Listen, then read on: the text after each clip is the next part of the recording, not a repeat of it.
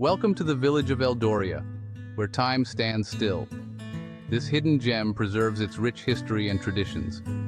Join us as we explore the secrets of this forgotten village. Hi, I'm Wales Sholin, and we are diving into Eldoria's enchanting past. Eldoria was established over 1,000 years ago by settlers seeking refuge from war. They found solace in this secluded valley, surrounded by mountains and forests.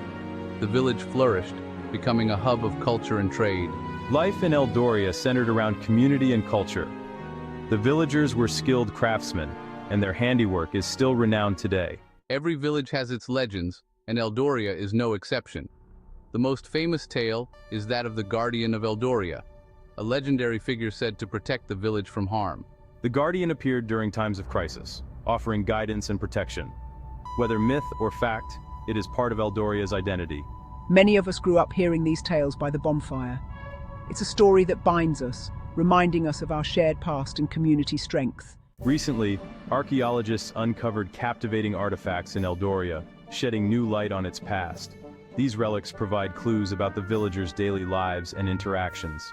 This discovery is a treasure trove of records. It reveals trade routes, cultural exchanges, and the villagers' diet.